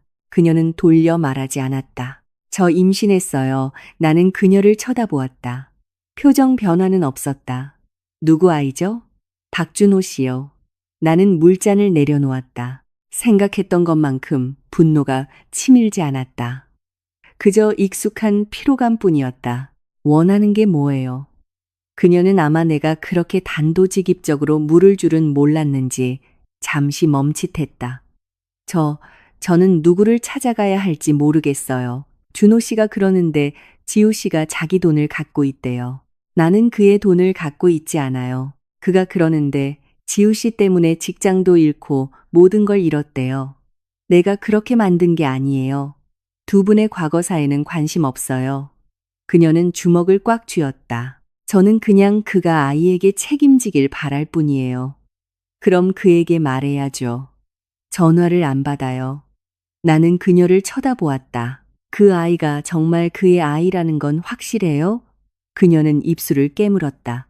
확실해요. 증거는요. 그녀는 몇 초간 침묵하더니 휴대폰을 꺼내 일련의 메시지를 열었다. 애정이 담긴 메시지들, 약속들, 두 사람이 함께 식사하고 여행 간 사진도 있었다. 나는 빠르게 훑어보았다. 자세히 볼 필요도 없었다. 나는 더 이상 질투할 권리가 있는 사람이 아니었다. 내가 뭘 해주길 원해요? 그 사람과 얘기 좀 해주세요. 내가 왜 그래야 하죠? 그가 지우 씨를 무서워하니까요. 나는 피식 웃었다. 그는 나를 무서워하는 게 아니에요. 결과를 무서워하는 거지. 그녀는 나를 쳐다보았다. 그녀의 눈빛이 약간 흔들리기 시작했다. 저는 제 아이가 아빠 없이 태어나는 걸 원치 않아요. 그건 당신의 결정이에요. 지우 씨가 도와주실 수 있어요. 난 못 도와줘요. 그녀는 고개를 숙였다. 목소리가 작아졌다.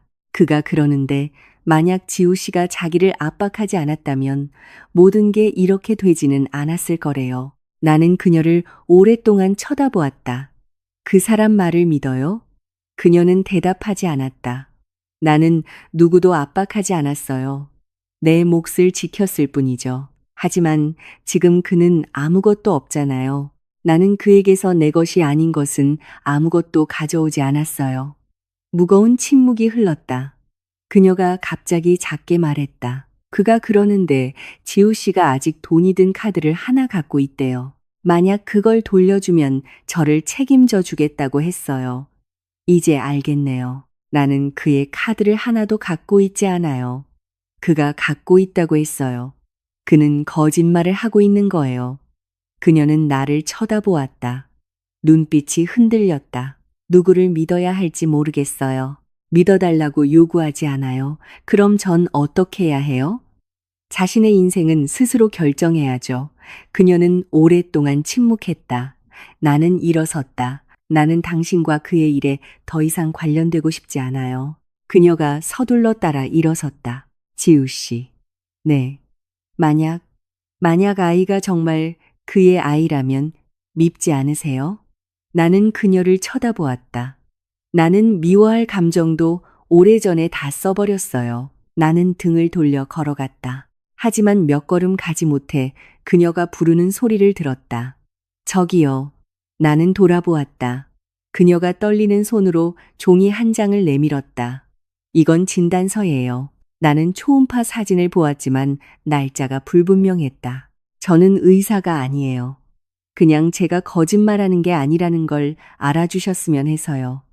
나는 가볍게 고개를 끄덕이고는 돌려주었다. 부정하지는 않지만 개입하지도 않을 거예요. 그날 밤 나는 오피스텔에 앉아 발코니를 내다보았다. 끝난 줄 알았던 이야기가 다른 방향으로 펼쳐졌다. 질투 때문이 아니었다. 박준호가 다른 사람을 방패로 삼고 있을 수 있다는 것을 알았기 때문이었다. 나는 수진에게 전화했다. 어떤 여자가 날 찾아왔어. 무슨 일인데? 그의 아이를 임신했다고 해. 수진은 몇 초간 침묵했다. 증거는 있어. 확실하지 않아. 조심해. 새로운 수법일 수도 있어. 나도 그렇게 생각해. 만약 그 여자가 다시 찾아오면 더 이상 아무 말도 하지 마. 내가 처리할게. 나는 고개를 끄덕였다. 그날 밤 나는 잠을 설쳤다. 질투 때문이 아니었다. 이 이야기가 아직 끝나지 않았음을 느꼈기 때문이었다. 그리고 절망적인 사람들이 서로를 찾아 나서기 시작하면 모든 것이 예측 불가능해질 수 있었다. 민지 씨가 카페를 떠난 지 사흘 후 나는 그 이야기가 거기서 끝날 것이라고 생각했다. 나는 그녀에게 연락하지도 않았고 박준호에 대해 더 묻지도 않았다. 나는 평범한 일상으로 돌아가려 애썼지만 마음 깊은 곳에서는 모든 것이 아직 완전히 끝나지 않았음을 알고 있었다. 짧은 시간 안에 많은 것을 잃은 남자는 무모해질 수 있었고 그의 주변 사람들도 그 소용돌이에 휘말릴 수 있었다. 수요일 오후 내가 막 퇴근했을 때 휴대폰이 울렸다. 민지 씨였다. 나는 몇 초간 망설이다가 받았다. 지우 씨, 또 귀찮게 해드려 죄송해요. 저 지금 바쁜데요. 딱 10분만요. 중요한 얘기가 있어요. 나는 침묵했다. 박준호 씨에 관한 거예요. 나는 가볍게 한숨을 쉬었다. 어디죠? 지난번 그 카페요. 나는 10분 늦게 도착했다. 민지 씨는 이미 앉아 있었다. 얼굴은 창백했고 눈가는 참했다. 그녀에게서는 지난번의 자신감은 찾아볼 수 없었다. 나를 보자 그녀는 일어섰다가 다시 앉았다. 귀찮게 해드려 죄송합니다. 원하는 게 뭐예요? 민지 씨는 가방에서 봉투 하나를 꺼내 테이블 위에 올려놓았다. 이것 좀 보세요. 나는 열었다.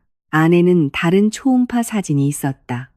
더 선명했고 병원 직인도 찍혀 있었다. 하지만 내 시선을 끈 것은 그 종이가 아니라 함께 들어있던 작은 메모와 계좌 이체 사본이었다. 보낸 사람 박준호, 받는 사람 이민지, 금액 1억 원.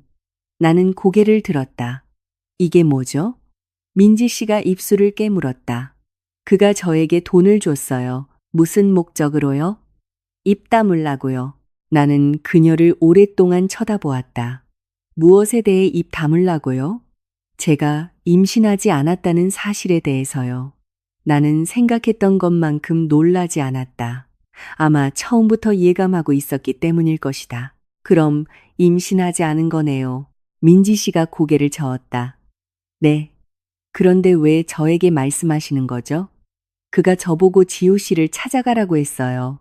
무슨 목적으로요? 지우 씨 마음을 약하게 만들려고요. 지우 씨가 예전에 두 분이 함께 모았던 적금 통장을 돌려주게 하려고요. 나는 침묵했다. 그는 지우 씨가 그 통장을 갖고 있다고 했어요. 그게 필요하다고. 나는 그의 통장을 하나도 갖고 있지 않아요. 알고 있어요. 민지 씨가 고개를 숙였다. 나중에 알게 됐어요. 돈을 받은 후에. 그녀가 고개를 끄덕였다. 왜 지금 저에게 말씀하시는 거죠? 민지 씨가 주먹을 꽉 쥐었다. 더 이상 계속하고 싶지 않아서요. 돈은 받았지만 더 깊이 휘말리고 싶지는 않아요. 나는 내 앞에 봉투를 쳐다보았다.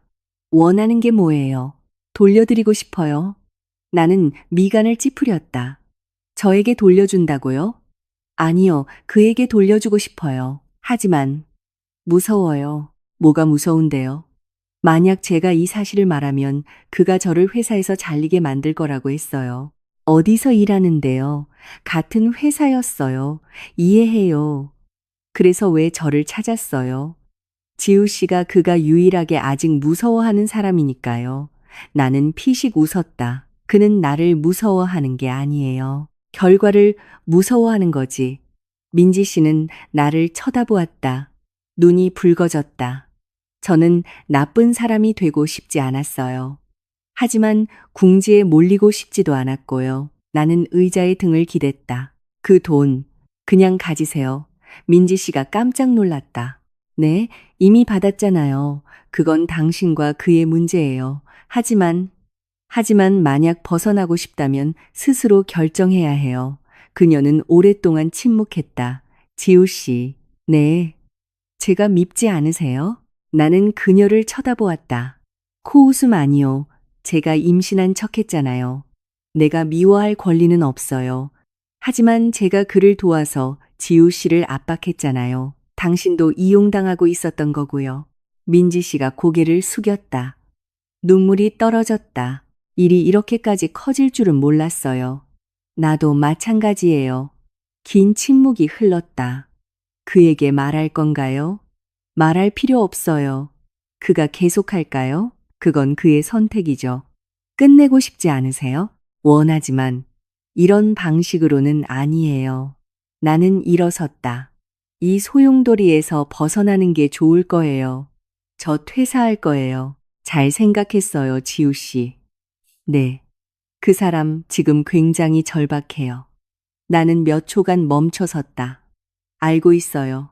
그날 밤 나는 집에 돌아와 홀로 앉아 있었다. 민지 씨가 한 말은 나를 놀라게 하지는 않았지만 내가 의심했던 것을 확인시켜 주었다.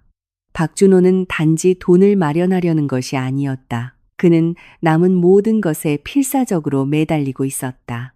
나는 휴대폰을 열었다. 익숙한 번호로 문자가 와 있었다. 지우야, 우리 얘기 좀 해야 해.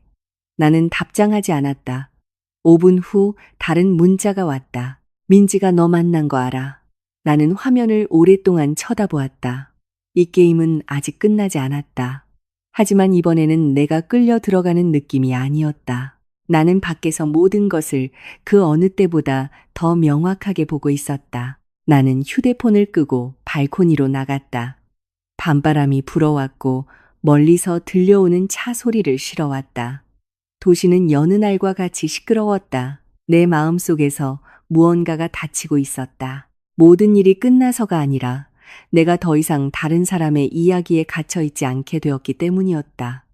나는 그날 밤의 만남이 마침표라고 생각했다. 아름다운 결말은 아니었지만 우리 둘이 각자 다른 길을 갈 수 있을 만큼 충분히 명확한 결말이었다. 나는 여러 밤을 뒤척인 끝에 깊은 잠을 잤다. 다음 날 아침 나는 조금 더 가벼워진 기분으로 일어났다. 박준호가 사과해서가 아니었다. 내가 더 이상 그에게 어떤 감정도 빚지고 있지 않다는 것을 알았기 때문이었다. 하지만 인생은 좀처럼 사람을 오래 평온하게 내버려 두지 않았다. 사흘 후 내가 고객과 회의를 하고 있을 때 휴대폰이 미친 듯이 울렸다. 화면을 보니 모르는 번호였다. 나는 받지 않았지만 두 번째 전화가 바로 뒤따랐다. 그리고 문자. 김지우 씨 맞으시죠? 저, 박준호 씨, 어머님 이웃인데요. 어머님께서 쓰러지셔서 지금 구립병원에 계세요. 나는 몇 초간 멍하니 서 있었다. 바로 답장하지 않았지만 심장은 이미 더 빨리 뛰고 있었다. 어떻게 되었든 시어머니는 내 3년 결혼 생활에 등장했던 분이었다. 그분이 나를 압박하고 상처 주는 말을 했더라도 집에서 혼자 쓰러지셨다는 소식을 듣고 모른 척 할 수는 없었다. 나는 답장을 보냈다. 어느 병원이죠? 30분 후 나는 응급실 앞에 서 있었다. 복도에는 소독약 냄새가 진동했고 밖에는 박준호 혼자 의자에 앉아 고개를 숙인 채 두 손을 마주 잡고 있었다. 그는 나를 보고는 눈을 동그랗게 떴다. 내가 어떻게 연락받았어요.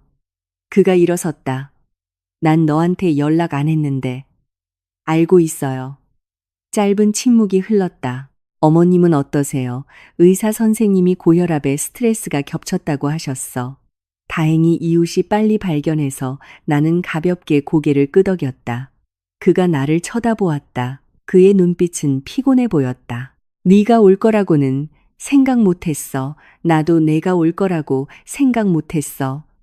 우리는 나란히 서 있었다. 더 이상 부부도 그렇다고 완전히 남도 아닌 그저 공통된 과거를 가진 두 사람이 누구도 예상치 못한 상황 앞에 서 있을 뿐이었다. 잠시 후 의사가 나왔다. 환자 보호자분. 박준호가 앞으로 나섰다. 네, 접니다. 환자분은 좀 더 지켜봐야겠지만 상태는 안정되었습니다. 나는 나도 모르게 참고 있던 숨을 내쉬었다. 의사가 떠나자 박준호가 나를 향해 돌아섰다. 고마워. 내가 한 건 아무것도 없어. 네가 와준 것만으로도 충분해. 나는 대답하지 않았다. 잠시 후 그가 의자에 앉았다. 나도 약간의 거리를 두고 앉았다. 오늘 아침에 서울을 떠나려고 했었어. 그런데 이제는 여기 머물러야겠지. 나는 그를 쳐다보았다. 아직도 내가 원망스러워? 그가 옅게 웃었다. 원망은 충분히 했어. 그럼 지금은? 지금은 그냥 피곤해. 나는 침묵했다. 엄마가 너한테 힘들게 했던 거 알아. 부정하지 않을게. 엄마는 네가 돈을 더 잘 버는 걸 받아들이지 못하셨어. 나도 알아. 하지만 나쁜 분은 아니야. 나도 그분이 나쁘다고 생각한 적은 없어. 그저 편견과 압박감, 낡은 생각들이 모든 것을 비뚤어지게 만들었을 뿐이었다. 박준호는 바닥을 내려다보았다. 너한테 다시 시작하자고 하는 거 아니야. 다행이네. 그냥 만약 가능하다면 완전히 인연을 끊지는 말아줬으면 해. 나는 그를 쳐다보았다. 무슨 뜻이야? 만약 엄마가 뭔가 필요하면 너한테 물어봐도 될까? 나는 몇 초간 생각했다. 나는 며느리 역할로 돌아가지 않을 거야. 이해해. 나도 예전 일에 휘말리고 싶지 않고 이해해. 내가 합리적이라고 생각될 때만 도울 수 있어. 그가 고개를 끄덕였다. 그것만으로도 충분해. 병실 문이 열리고 간호사가 짧은 면회를 허락했다. 나는 들어갈 생각이 없었지만 박준호가 돌아보았다. 너도 들어갈래? 나는 고개를 저었다. 아니, 나는 더 이상 그 방에 속한 사람이 아니야. 나는 일어섰다. 당신은 어머님 곁에 있어줘. 지우야. 응. 네가 날 모른 척할 권리가 있다는 거 알아. 내가 잔인하다는 느낌으로 살고 싶지 않아서 그래. 그가 고개를 끄덕였다. 눈가가 약간 붉어졌다. 나는 등을 돌려 병원을 나섰다. 하늘은 잿빛이었고 비가 올 것 같았다. 돌아오는 길에 나는 방금 내가 무슨 일을 했는지 자문했다. 나는 돌아가지 않았다. 용서하지도 않았다. 어떤 것도 다시 잊지 않았다. 나는 그저 잔인한 방식으로 끝내지 않기를 선택했을 뿐이다. 어떤 관계는 돌아갈 수 없지만 증오로 끝낼 필요도 없었다. 그날 밤 박준호에게서 문자가 왔다. 엄마 깨어나셨어. 고마워. 나는 단 한 글자만 답했다. 응. 나는 휴대폰을 내려놓고 오피스텔을 둘러보았다. 더 이상 다툼도 감시받는 느낌도 조용한 권력 다툼도 없었다. 나는 내가 선택을 끝냈음을 깨달았다.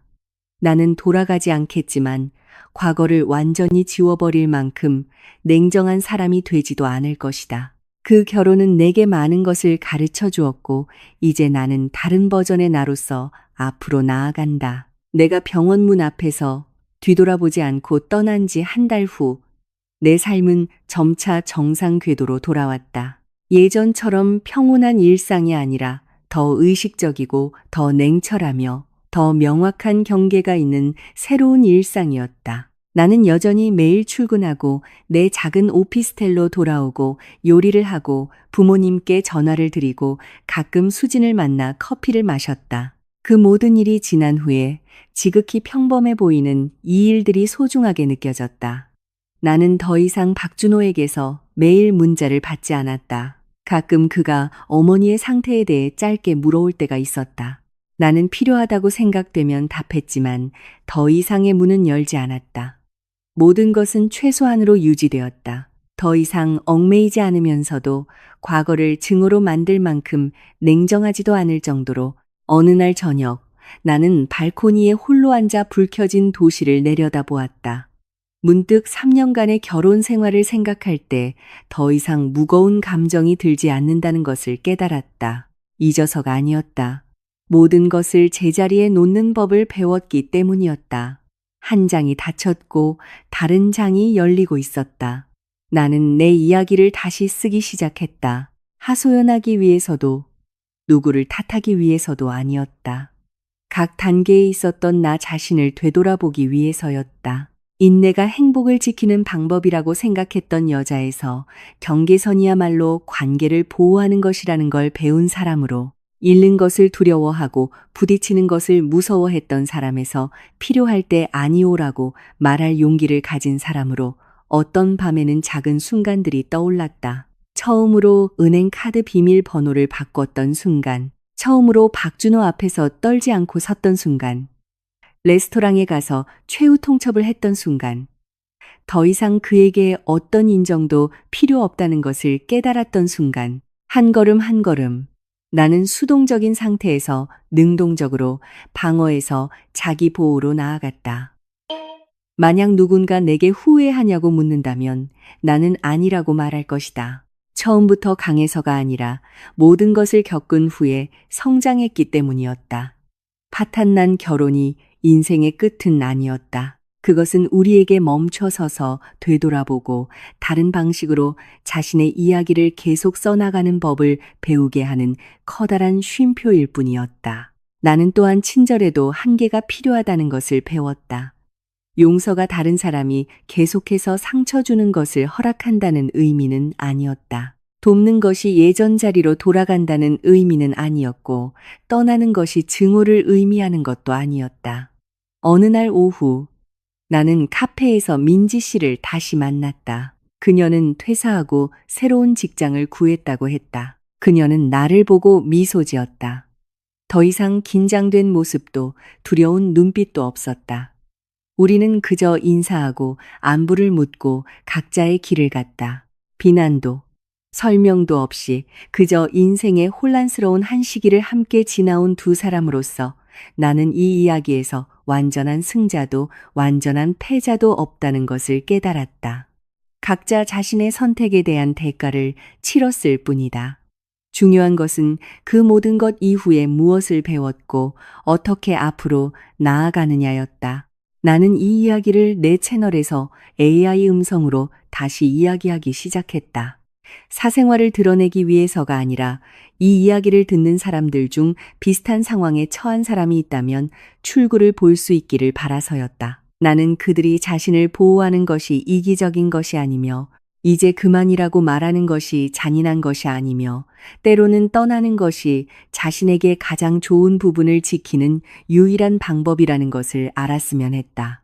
이 이야기는 결혼, 자존감, 그리고 개인적인 경계에 대한 저의 경험과 관찰을 바탕으로 제가 직접 창작한 것입니다. 저는 AI 음성을 사용하여 이 이야기를 청중에게 전달함으로써 듣는 모든 분이 자신의 삶에 유용한 교훈을 얻기를 바랍니다. 제가 이 모든 일을 겪은 후에 얻은 교훈은 다음과 같습니다.